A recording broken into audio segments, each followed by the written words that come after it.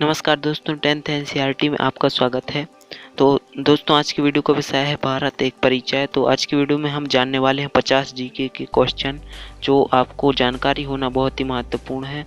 तो भारत की आपको बेसिक जानकारी होना ज़रूरी है, तो इसलिए आज हम यह वीडियो लाए हैं। तो देखते हैं कौन कौन से जीके के क्वेश्चन हैं इसमें।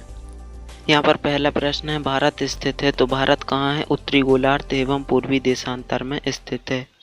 इसके बाद दूसरा क्वेश्चन है, भारत की आकृति है। तो भारत की जो भौगोलिक आकृति है चतुष्कोणीय है, और भारत का कुल क्षेत्रफल तो 32,87,263 वर्ग किलोमीटर जो है भारत का क्षेत्रफल है। इसके बाद अगला प्रश्न है, चौथा प्रश्न है, भारत का क्षेत्रफल यानी संपूर्ण विश्व का जो परसेंट है वो 2.42% या 42% है। और पांचवा है, भारत की राजधानी तो नई दिल्ली, जो 1912 में लॉर्ड हॉर्डिंग नाम से जानी जाती थी।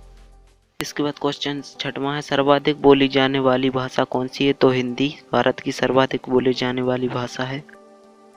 सातवां प्रश्न है, सबसे बड़ी जनजाति कौन सी है? तो भारत की सबसे बड़ी जनजाति गौड़ है, जो मध्य प्रदेश में पाई जाती है। इसके बाद प्रश्न आठवां है, क्षेत्रफल की दृष्टि से विश्व में स्थान है। तो क्षेत्रफल की दृष्टि से विश्व में 7वां स्थान है भारत का। यहाँ पर प्रश्न नौवां है, जनसंख्या की दृष्टि से विश्व में स्थान है। तो दूसरा स्थान है। विश्व की जनसंख्या का भारत में निवास है। तो 17.5% जो है पूरे विश्व का जनसंख्या का निवास यहाँ भारत में है। इसके बाद भारत का अक्षांशीय विस्तार तो 804 डिग्री से 3706 डिग्री उत्तरी अक्षांश, और देशांतरीय विस्तार यहाँ पर है 6807 डिग्री से 97025 डिग्री पूर्वी देशांतर तक। 13वां प्रश्न यहाँ पर है, उत्तर से दक्षिण में भारत का विस्तार है। तो 3214 किलोमीटर, इसे आप भारत की लंबाई भी कह सकते हैं। और पूर्व से पश्चिम में जो विस्तार है वो 2933 किलोमीटर यानी चौड़ाई। इसके बाद 15 है, सबसे पूर्वी बिंदु है तो वालुंगू, जो अरुणाचल प्रदेश में स्थित है। और सबसे पश्चिमी बिंदु तो सरक्रीक, जो गुजरात राज्य में स्थित है। इसके बाद अगला क्वेश्चन है यहाँ पर 17, सबसे उत्तरी बिंदु है इंदिरा कॉल यानी जम्मू कश्मीर में है। और सबसे दक्षिणी बिंदु तो इंदिरा पॉइंट या पिगमेलियन पॉइंट, जो निकोबार द्वीप में है। इसके बाद दक्षिणी बिंदु भूमध्य रेखा से दूरी है 876 किलोमीटर। और प्रायद्वीपीय भारत जो मुख्य भूमि का दक्षिणी नोक है तो केप।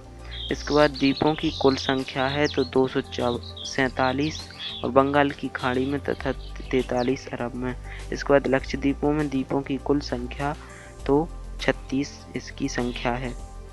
इसके बाद अगला है, स्थल सीमा की कुल लंबाई है 15,000 किलोमीटर, और तटीय भाग की कुल लंबाई 7,516.5 किलोमीटर है।